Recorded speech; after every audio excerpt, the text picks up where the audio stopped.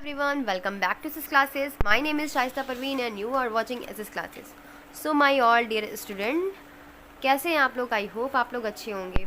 And today आज हम लोग पढ़ने वाले हैं फिज़िक्स, जिसका नाम है, चैप्टर का नाम है साउंड, और क्लास 7 ICSE बोर्ड का ये चैप्टर इंक्लूड है. तो इससे पहले की वीडियो में हम लोग डिस्कस कर चुके थे कि पिच क्या होती है, लाउडनेस क्या होती है, जो साउंड की प्रॉपर्टीज़ हैं, कैरेक्टरिस्टिक प्रॉपर्टीज़, उनको हम लोगों ने डिस्कस किया था. और उससे भी कि प्रीवियस की बात करें तो उससे हम लोगों ने डिस्कस किया था एम्पलीट्यूड को, फ्रीक्वेंसी को, ये सारी चीज़ों को हम लोगों ने डिस्कस किया था. तो ये सारी चीज़ें किस में आती हैं? साउंड में आती हैं. आज हम साउंड का दूसरा टॉपिक डिस्कस करेंगे, जिसका नाम है म्यूज़िकल इंस्ट्रूमेंट्स. सो म्यूज़िकल इंस्ट्रूमेंट्स क्या होते हैं, ये कैसे साउंड प्रोड्यूस करते हैं और कितने टाइप के होते हैं, और ये किस तरीके से अपनी फ्रीक्वेंसी को बढ़ाते हैं या घटाते हैं, ये सारी चीज़ें हम लोग इस वीडियो में आज डिस्कस करेंगे.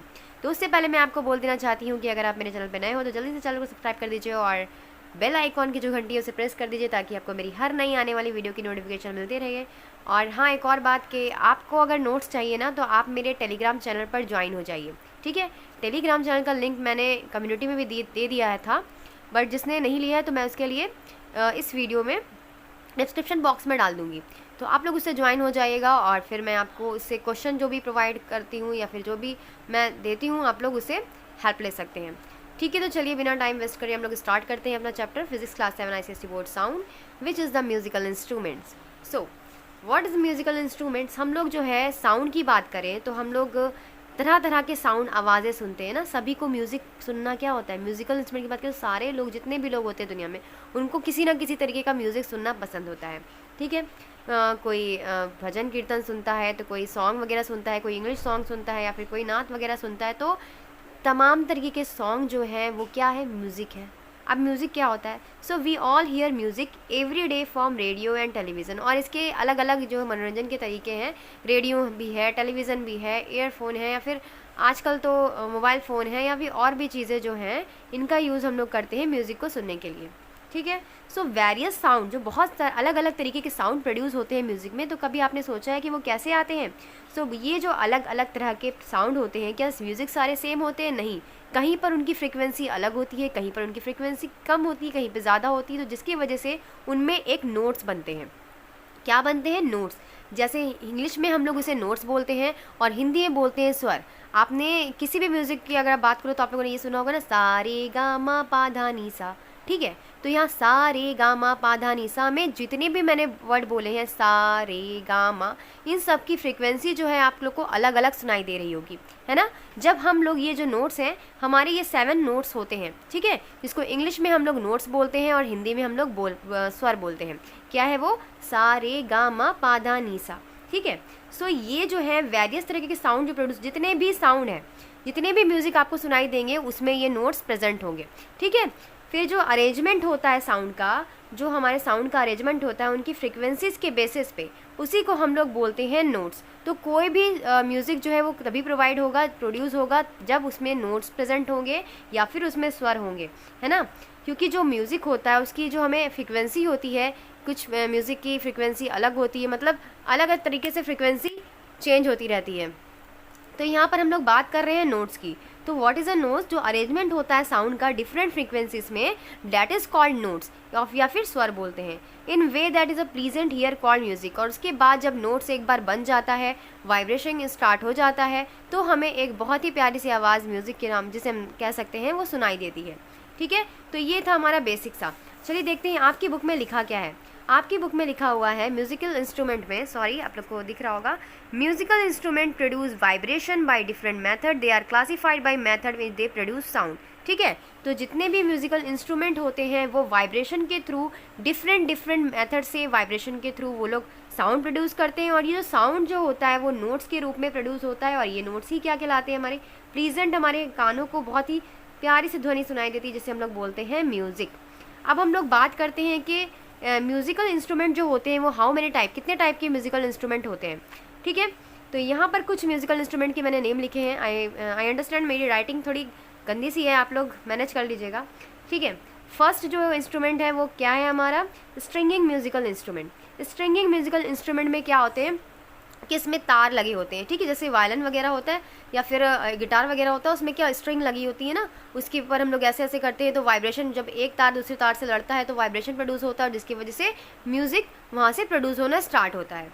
फिर नेक्स्ट है हमारा wind musical instrument. Wind musical instrument में पता है क्या होता है, जो लकड़ी की बांसुरी वगैरह होती है, या फिर बात करें बांसुरी, या फिर मुझे ध्यान में नहीं आ रहा है, ठीक है देखती हूँ, बांसुरी हो गई, या फिर ये जो वाद्यान वगैरह के यंत्र होते हैं, उनमें क्या होता है कि उनका जो लकड़ी का पाइप होता है वो खोखला खोखला होता है अंदर से, मतलब ऊपर नीचे दोनों तरफ से खाली होता है, और उसमें छोटे छोटे इस तरीके के कुछ क्या होते हैं, होल होते हैं, इस तरीके के होल होते हैं। तो वो क्या होते हैं, इस होल के बंद और खोलने से ही अलग अलग नोट्स प्रोवाइड होते हैं, जिससे म्यूज़िक अलग अलग प्रोवाइड होता है और हमें विंड म्यूजिकल इंस्ट्रूमेंट सुनाई देते हैं, ठीक है। तो विंड इंस्ट्रूमेंट में वो सारे ही अरेंजमेंट आएंगे, वो सारे इंस्ट्रूमेंट आएंगे।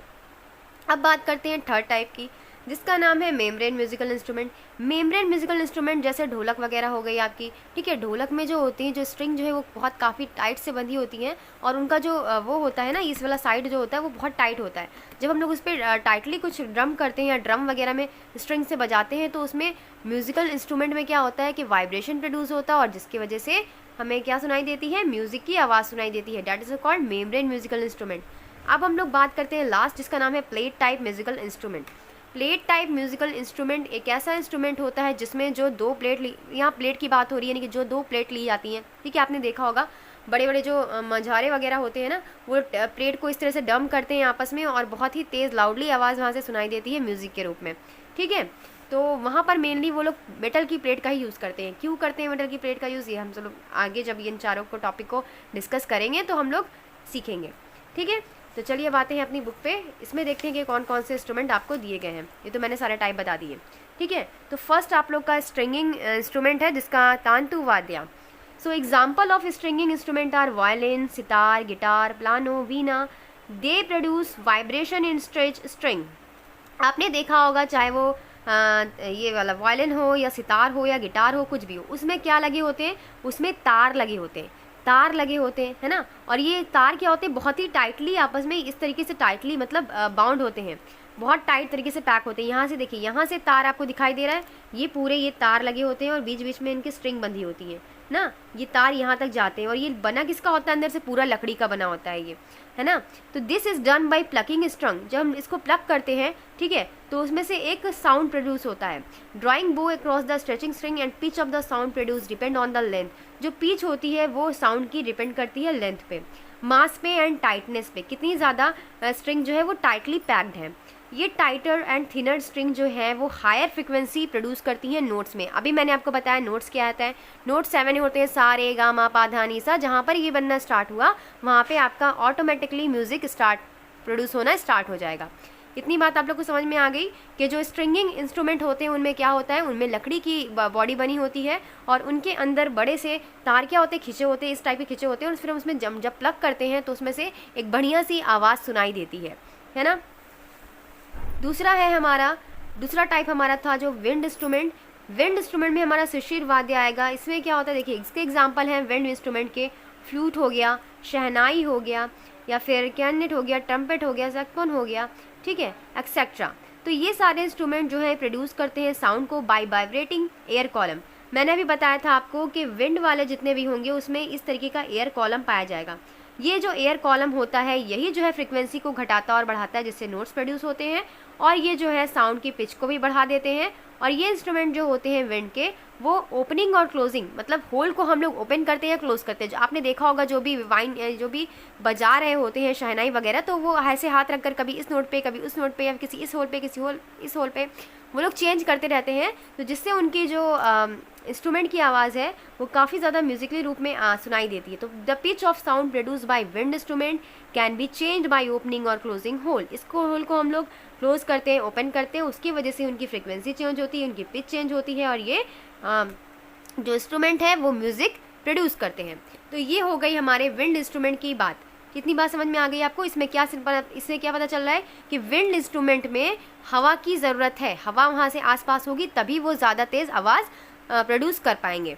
अब हम लोग बात करते हैं अपने थर्ड टाइप के। थर्ड टाइप में आ गया हमारा पर्सियन इंस्ट्रूमेंट, ठीक है। एग्जाम्पल ऑफ वर्सेस, इसको हम लोग मेम्ब्रेन भी बोल सकते हैं। मेम्ब्रेन अभी जो मैंने आपको बताया ना, मैंने आपको ये वाला बताया ना कि मेम्ब्रेन म्यूजिकल इंस्ट्रूमेंट, तो ये इसी का एक टाइप ही है। So example of percussion instrument are gong, drum, tabla, dholak, mridangam. Mridangam जो होता है ये वेस्ट इंडीज़ में, ये ढोलक से थोड़ा बड़ा होता है, इसका यूज़ जो है वेस्ट इंडीज़ में ज़्यादा लोग करते हैं। तो they are large group of instrument that produce sound being struck, shaken and scraped clash together. ये जो होते हैं, ये तीनों इंस्ट्रूमेंट आप लोग जो देख रहे हैं, इनको हम लोग ऐसे क्लब करके या फिर ऐसे ढम ढम करके किसी भी तरीके से स्क्रैप करके क्लैश करके आपस में इनकी आवाज़ साउंड जो है प्रोड्यूस करते हैं। तो मोस्ट परक्यूशन इंस्ट्रूमेंट जो होते हैं वो कैम्बल्स होते हैं। उनमें क्या होता है, song, drum do not have definite pitch, उसमें कोई डिफिनेट पिच नहीं होती है, ठीक है। अपने हैंड्स की मदद से वो लोग क्या करते हैं, जाइलोफोन वगैरह हो गया, टर्न डिफाइंड पिच, ठीक है। इनकी पिच जो है वो घटती बढ़ती रहती है। अब वो डिपेंड करता है, ये जो मेम्ब्रेन है, ये आपको जो दिखाई दे रही है कपड़े की मेम्ब्रेन, वो कितनी ज़्यादा, ये अंदर से खोखले होते हैं और इनमें टाइट स्टिचिंग होती है एक कपड़े की मेम्ब्रेन की, ठीक है। मेम्ब्रेन जो होती है ये जितनी टाइट होगी उतनी ज़्यादा अच्छे से साउंड प्रोड्यूस हो पाएगा।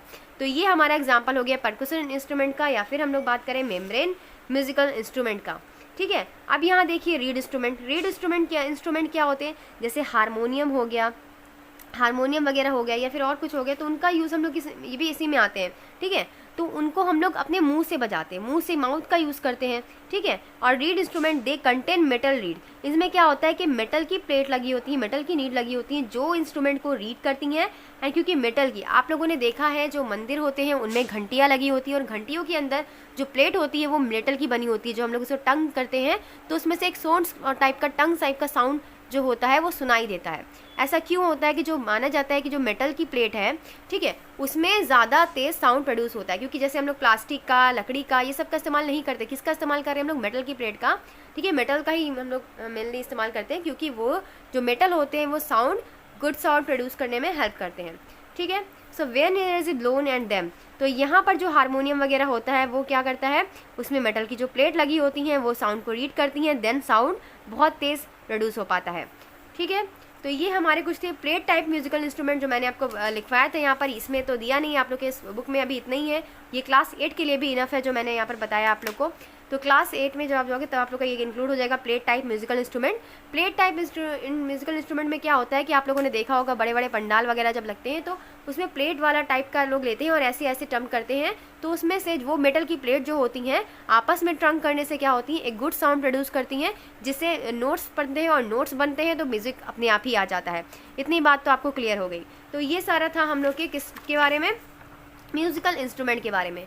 तो नेक्स्ट हमारा टॉपिक है नॉइस एंड पोल्यूशन। चलिए हम लोग इसको भी फट से पढ़ करके ख़त्म कर लेते हैं, अपना पूरा चैप्टर फिनिश कर लेते हैं, और उसके बाद मैं आप लोग को इसका नोट्स दूंगी, ठीक है। मैं नोट्स इसका आपको कम्युनिटी में दूंगी, तो आप लोग ध्यान से कम्युनिटी चेक करते रहिएगा, ठीक है। So we discuss about noise and pollution. So अभी तक हम लोग म्यूज़िक की बात कर रहे थे, अब हम लोग नॉइस एंड पॉल्यूशन पे आ जाते हैं। तो loud harsh sound is unpleasant to hear called noise. ऐसा साउंड जो बहुत लाउड हो या बहुत हार्श हो, तो ऐसे साउंड जो है हमें सुनने में अच्छा नहीं लगता, मतलब अनप्लीजेंट लगता है। तो इसी साउंड को जो हमें अनप्लीजेंट लगता है सुनने में, जो हार्श होता है सुनने में, that is a called noise. उसको हम लोग म्यूज़िक नहीं कहेंगे, उसके हम लोग क्या बोलेंगे, नॉइस कहेंगे, शोर शराबा कहेंगे, ठीक है। तो sound from different origin, honking of vehicles, sound from railway engine and aeroplanes, loud speaker and factories have detrimental effect on the environment and hence contribute noise pollution। जो तरह तरह के व्हीकल आप लोग देखते हो, चाहे हॉकिंग व्हीकल हो गया या रेलवे इंजन की जो आवाज़ सुनते हो या एरोप्लेन की आवाज़ या बड़े बड़े लाउड स्पीकरों की आवाज़ आप लोग फैक्ट्री से सुनते हो, तो ये सारे हमारे इन्वायरमेंट को नॉइस पॉल्यूशन में कंट्रीब्यूट करते हैं, मतलब ये सारे नॉइस पॉल्यूशन को फैलाते हैं, ध्वनि प्रदूषण को फैलाते हैं। Constant exposure of noises cause head के, और अगर इनकी मात्रा बढ़ जाती है, ठीक है, अगर इनकी मात्रा, साउंड की मात्रा हम लोग बढ़ा देते हैं, उसको जो ऑडिबल साउंड है उसकी हम लोग कह सकते हैं कि उसकी साउंड की जो फ्रिक्वेंसी अगर हम उसको बढ़ा देंगे तो वो नॉइज़ में तब्दील हो जाते हैं, और फिर उससे हेड के हो जाता है, हियरिंग लॉस, मतलब सुनने की डीफनेस हो जाती है, बहरापन आ जाता है, या फिर हमें टायर्डनेस, थकावट, सर में दर्द, ये सारी प्रॉब्लम हमारे अंदर कॉज होने लगती हैं। Animals and marine mammals are also affected by noise pollution. बहुत सारे जो एनिमल्स होते हैं या मैराइन मैमल्स भी जो होते हैं, ठीक है, जो समुद्र में रहने वाले मैमल्स हैं, ठीक है, तो वो सारे भी इस पॉल्यूशन से, इस नॉइस पॉल्यूशन से काफ़ी ज़्यादा मतलब अफेक्टेड होते हैं। जैसे कि आप लोगों ने देखा है जो डॉगी वगैरह होते हैं वो जब दिवाली वगैरह आती है, पटाखे वगैरह फोड़ने से आप लोग के तो वो क्या होता है कि वो छुप जाते हैं कहीं पर, क्योंकि जो साउंड हम लोग को सुनाई दे रही है ना, उनकी वो साउंड सुनने की क्षमता बहुत ज़्यादा है। मतलब अगर हम थोड़ा सा भी शोर करेंगे तो वो उनको वो आवाज़ बहुत ज़्यादा सुनाई देगी, इस वजह से ऐसा होता है। ठीक है, तो अब हम लोग देखते हैं कुछ मेथड जिससे हम लोग नॉइज़ पॉल्यूशन को रिड्यूस कर सकते हैं, कम कर सकते हैं। तो कैसे कर सकते हैं? How can reduce the noise pollution? So sound insulting material like carpets curtain absorb sound, reduce there intensity. तो जहाँ पर काफ़ी ज़्यादा मतलब शोर शराबा होता है तो वहाँ पर हम लोग मटेरियल जैसे कारपेट का यूज़ कर सकते हैं, पर्दों का यूज़ कर सकते हैं, क्योंकि पर्दे जो हो गए या कारपेट्स वगैरह जो हो गए ये जो है साउंड की इंटेंसिटी को रिड्यूस कर देते हैं, फिर हमें शोर उतना सुनाई नहीं देता। Trees reduce noise as their natural sound barrier. Trees जो होते हैं वो बहुत ही अच्छे नेचुरल साउंड बैरियर होते हैं जो कि नॉइज़ को यानी कि नॉइज़ पॉल्यूशन को, ध्वनि प्रदूषण को रोकते हैं।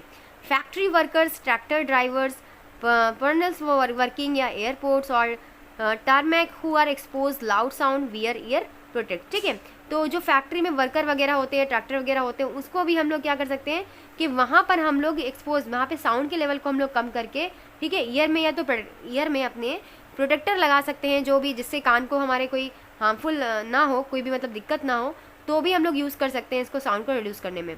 फिर हमारा है फायर क्रैकर्स, जैसे पटाखे वगैरह हो गए, produce immense noise pollution along with air pollution. जो पटाखे होते हैं, फायर क्रैकर्स होते हैं, वो नॉइज़ पॉल्यूशन तो फैलाते ही हैं और साथ में एयर पॉल्यूशन भी फैलाते हैं। तो पॉल्यूशन की समस्या तो आजकल बहुत आम हो गई है, तो their uses should be minimise. तो हमें इनका यूज़ बहुत कम से कम करना चाहिए।